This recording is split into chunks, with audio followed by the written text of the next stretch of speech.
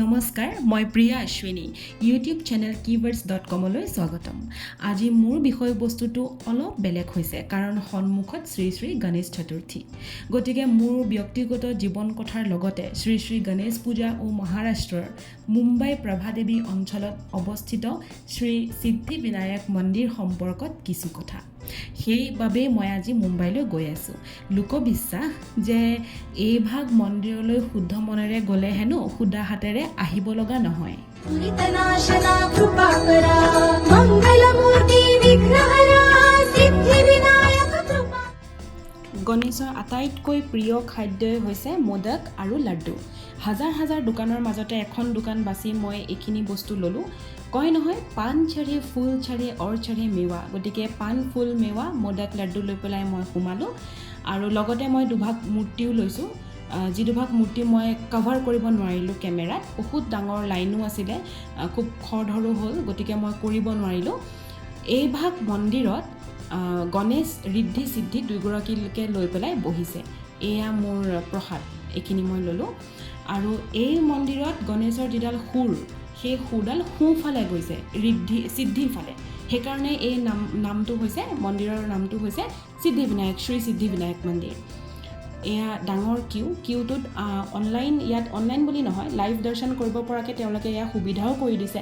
যে কিউটোত যেতিয়া আমি খাৰা হৈছোঁ তেতিয়াৰ পৰাই আমি ভগৱান গণেশক তেওঁ চেংটামটো আমি ইয়াৰ পৰাই চাই থাকিব পাৰোঁ আৰু এই খুঁটাখিনি খুব ধুনীয়াকৈ বনাইছে তেওঁলোকে এইখিনি মাৰ্বলৰ হয় আৰু এই মন্দিৰ হেনো এগৰাকী দাম্পত্য যি বান্ধন আছিল তেওঁলোকে বনোৱা কয় নহয় अंधे को आँख देत कोढ़े को काया बांझन को पुत्र देत निर्धन को माया সেয়েহে এই মন্দিৰত হেনো গ'লে বাঞ্ঝন মানুহৰো কেঁচুৱা হয় ল'ৰা ছোৱালী হয় এই ৱালছখিনি একচুৱেলি খুঁটাখিনি হেৰিয়ে বনোৱা মাৰ্বলেৰে বনোৱা খুব ধুনীয়াকৈ কাটিং কৰি বনাইছে 1801 চনতে এই মন্দিৰ নিৰ্মাণ কৰা আৰু ভিতৰতো মই অকণমান কভাৰ কৰিবলৈ ট্ৰাই কৰিম যিহেতু কেমেৰা এলাউ নকৰে দৰ্জা ভাগ অষ্টবিনায়ক আৰু ভিতৰৰ গোটেই বস্তুখিনি সোণৰ অষ্টবিনায়ক আছে দৰ্জাত আৰু এয়া সোণৰ হয় এইখিনি সোণৰ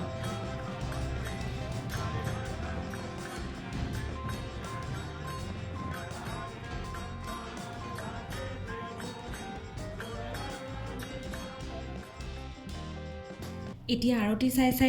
মই আপোনালোকক কওঁ যে মই কিয় আহিলোঁ এই মন্দিৰলৈ আচলতে মই বহুত সৰুৰ পৰাই গণেশৰ এভাগ মূৰ্তি মই লগতে ৰাখিছিলোঁ বহুত সৰুতেই মই ঘৰৰ পৰা পঢ়িবলৈ বাহিৰলৈ ওলাই আহিলোঁ তেনেকৈ জীৱনটো মোৰ এনেকৈ গুচি গ'ল যে মই বহুত ঠাইত থাকি এতিয়া বৰ্তমান মই বেংগলোৰত আছোঁহি আৰু এই যে মোৰ জীৱনৰ যাত্ৰা সেই গোটেই যাত্ৰাটোত সেই গণেশৰ এভাগ মূৰ্তি মোৰ লগত সদায় থাকিলে এদিন এনেকুৱা হ'ল যে মূৰ্তিভাগ আছিলে মাটিৰ আৰু মূৰ্তিভাগ আজি হয়তো 18-19 বছৰ মোৰ লগতেই আছিলে পূজা কৰি আছোঁ তেওঁক কিন্তু এদিন তেওঁৰ মূৰ্তি মাটিৰ হয় গতিকে অকণমানটো বেয়া হ'বই গতিকে তেওঁৰ অকণমান চুক এটা ওপৰৰ ফালৰ পৰা অকণমান ভাঙোতেই মই দেখিয়ে হে শ্ৰী শ্ৰী সিদ্ধিবিনায়ক বুলি মই ক'লোঁ আৰু তাৰ পিছতেই মই ভাবিলোঁ যে মই এইবাৰ যেতিয়া ভঙা মূৰ্তি ঘৰত ৰাখিব নাপায় গতিকে মই ভাবিলোঁ যে এইবাৰ মই মূৰ্তি আনিম শ্ৰী সিদ্ধিবিনায়কৰ পৰা সময় সুবিধা চাই মই ভাবিলোঁ যে গণেশ চতুৰ্থীৰ আগত যাম আৰু চতুৰ্থীৰ পূজা যে মই কৰিম সেই ভাগ মূৰ্তিও মই এবাৰ শ্ৰী শ্ৰী সিদ্ধিবিনায়কৰ পৰা আনিম সেইবাবে মই মুম্বাইলৈ গ'লোঁ আৰু কাইলৈ যিহেতু গণেশ চতুৰ্থী গতিকে মই আজি দুদিনৰ আগতহে গৈছিলোঁ ভিডিঅ'টো মই দুদিনৰ পিছত দিছোঁ আৰু মই গ'লোঁ দুভাগ মূৰ্তি মই তাত ল'লোঁ এভাগ মই ঘৰত স্থাপন কৰিবলৈ আৰু এভাগ মই পূজা কৰিবলৈ সেই দুভাগেই মই তাত শুদ্ধ কৰাই আনিছোঁ তাত তেওঁলোকৰ নিয়মত তেওঁলোকে সেইখিনি শুদ্ধ কৰি দিয়ে যাতে আমি ঘৰত এভাগ মই একেবাৰে স্থাপন কৰিব পাৰোঁ আৰু এভাগ মই চতুৰ্থীত মই পূজা কৰিব পৰাকৈ তেওঁলোকে মোক সেইখিনি কৰি দিছে আৰু সেই কাৰণটোতেই মই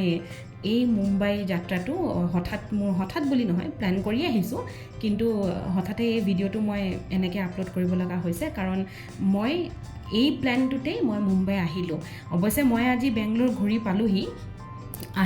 আৰু কাইলৈ যিভাগ মই পূজা কৰিম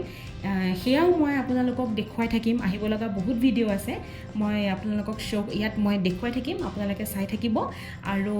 যদি চেনেলটো ভাল পায় মোক লাইক ছাবস্ক্ৰাইব শ্বেয়াৰ কৰিব আপোনালোকৰ কমেণ্টছ মোৰ কাৰণে বহুত ইম্পৰ্টেণ্ট হয় গতিকে কমেণ্টছ কৰিবলৈ একদম নাপাহৰিব আৰু মোক যদি কিবা ছাজেশ্যনছো দিব বিচাৰে কমেণ্টছৰ থ্ৰু দি মোক জনাব মই জানিবলৈ পাৰিলে মই খুব ভাল পাম